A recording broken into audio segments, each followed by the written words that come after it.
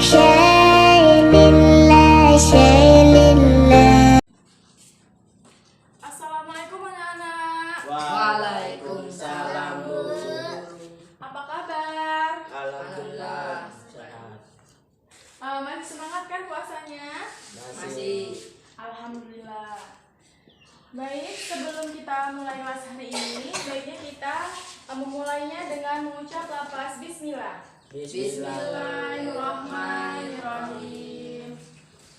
Adapun materi kita pada hari ini yaitu tentang Al-Quran dan hadis sebagai pedoman hidup manusia. Jadi pertama itu kita masuk ke pengertian Al-Quran dan hadis. Anak-anak sekalian sudah bisa baca Al-Quran kan? Udah, oke. Jadi apa sih Al-Quran itu? Ibu jelaskan sambil ditulis ya anak-anak. Yang pertama, pengertian Al-Quran.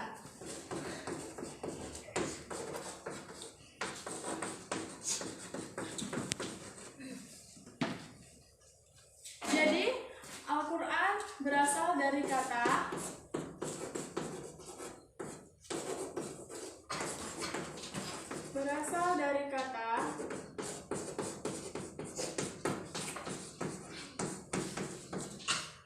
Qara'a yaqra'u Qur'ana.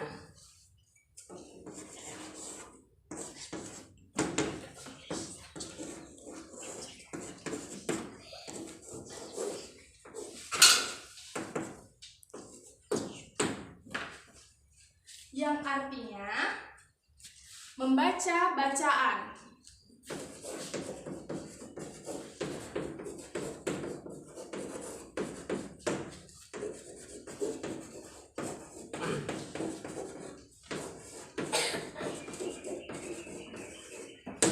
Ataupun bacaan yang sempurna. Sedangkan secara istilah, pengertian Al-Quran yaitu kalamullah yang diturunkan kepada Nabi Muhammad SAW melalui malaikat Jibril, yaitu yang dihimpun dalam bentuk mushaf yang merupakan mukjizat bagi Nabi Muhammad SAW, dan apabila kita semua membacanya mendapatkan pahala. Nah anak-anak, selain Al-Quran yang menjadi pedoman hidup Nabi yaitu hadis Nabi. Dengan kita mengikuti hadis Nabi, itulah salah satu bukti kecintaan kita kepada Allah Subhanahu wa Ta'ala, sebagaimana dijelaskan dalam Quran Surah Al-Imran ayat 31. Baik anak-anak, sekarang kita baca ayatnya ya. Ayo kita baca. Ikutin ibu ya. Bismillahirrahmanirrahim. Bismillahirrahmanirrahim. Qul in kuntum tuhibbullah. Qul in kuntum tuhibbullah. Fattabi'uni yuhibbukumullah. Fattabi'uni Yuhibbukumullah. bikumullah Wa yaghfir lakum dunubakum. wa yaghfir lakum dunubakum. Oke, anak-anak, Adri Fairuz tolong bacakan artinya. Artinya, katakanlah Muhammad, jika kamu mencintai Allah, ikutilah aku. Niscaya Allah mencintaimu dan mengampuni dosa-dosamu. Allah Maha Pengampun, Maha Penyayang.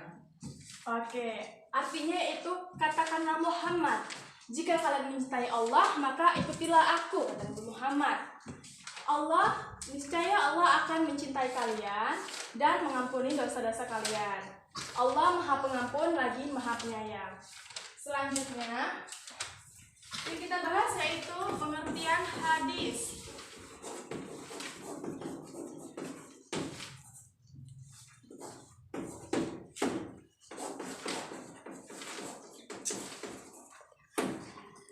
Hadis berasal dari kata hadasa.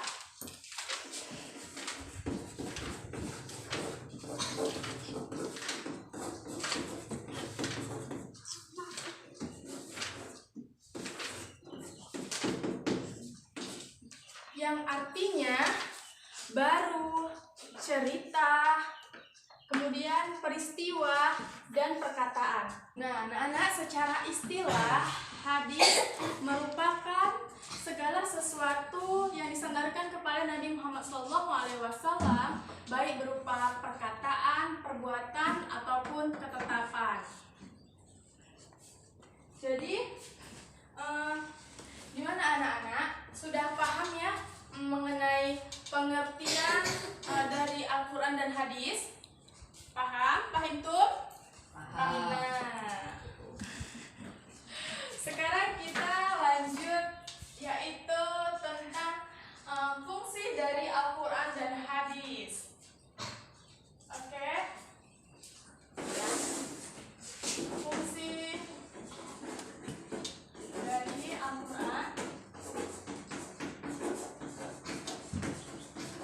dan hadis.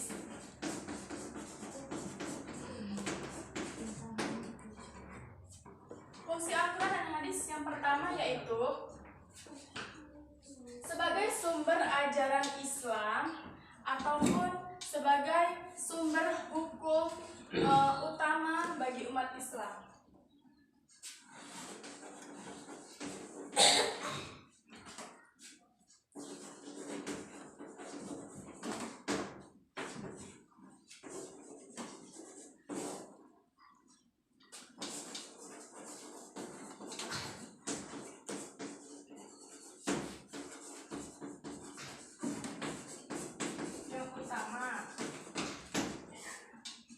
Mengapa demikian? Karena di dalam Al-Quran banyak sekali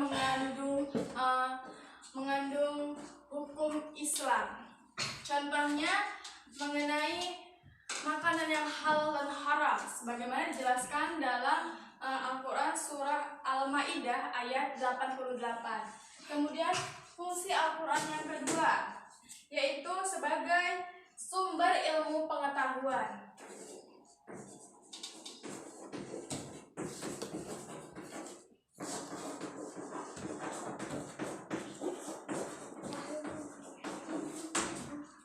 Contohnya yaitu tentang peristiwa kelahiran, kemudian tentang penciptaan alam semesta. Fungsi Al-Quran yang ketiga yaitu sebagai penyempurna kitab-kitab sebelumnya.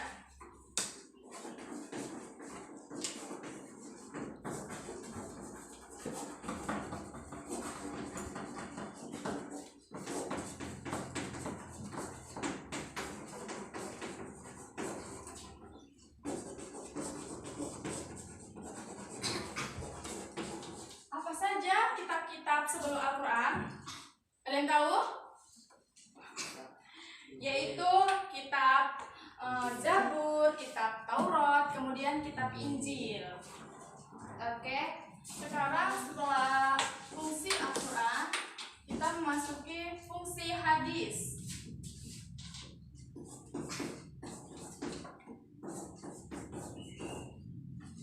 Fungsi hadis yang pertama yaitu sebagai menetapkan hukum Islam. Fungsi hadis yang pertama yaitu menetapkan hukum Islam yang belum ada di dalam Al-Quran. Contohnya yaitu di dalam hadis riwayat Bukhari dijelaskan bahwa seorang laki-laki tidak boleh menikahi saudara perempuan istrinya. Kemudian yang kedua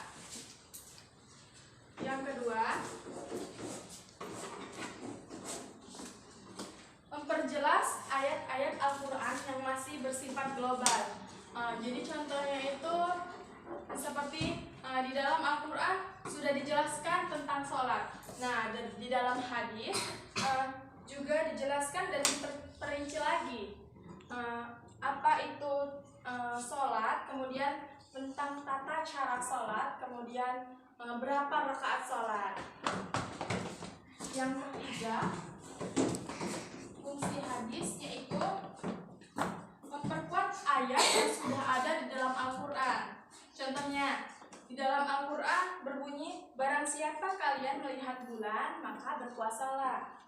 Nah, di dalam hadis pun kemudian diperjelas dengan berpuasalah jika kalian melihat bulan dan berbukalah kalian jika melihatnya. Hadis riwayat Bukhari Muslim.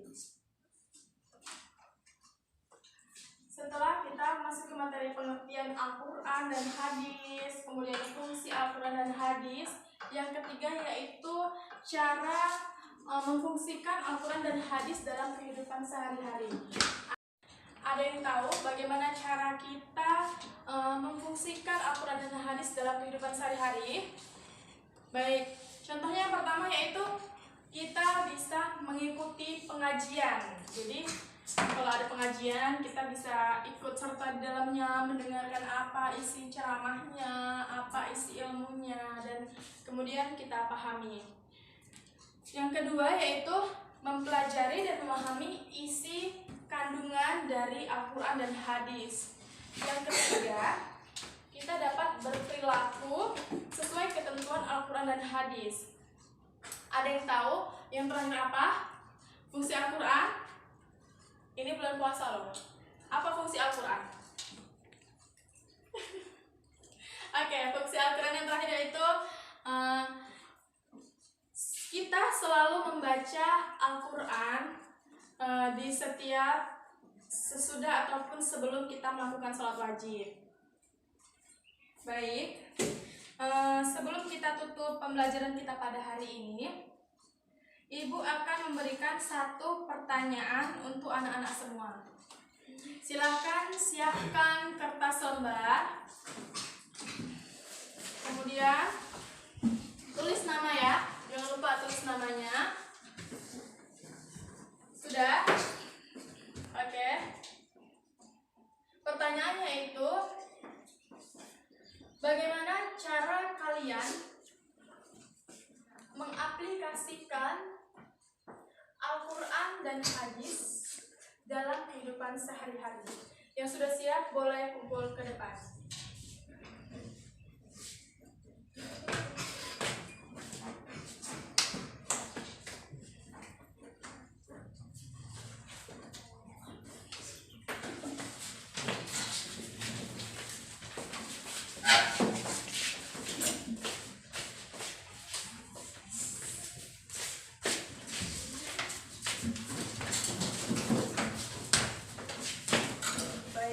Semua sudah mengumpulkan. Jadi pada hari ini kita sudah mempelajari Al-Quran dan hadis sebagai pedoman hidup manusia. Semoga materi pada hari ini dapat berguna bagi anak-anak semuanya. Ya, jadi sebelum kita tutup kelas ini, pada hari ini mari kita mengucapkan lafaz hamdalah. Alhamdulillahirabbil alamin. Wabillahi taufiq wal hidayah. Wassalamualaikum warahmatullahi wabarakatuh. Waalaikumsalam warahmatullahi wabarakatuh.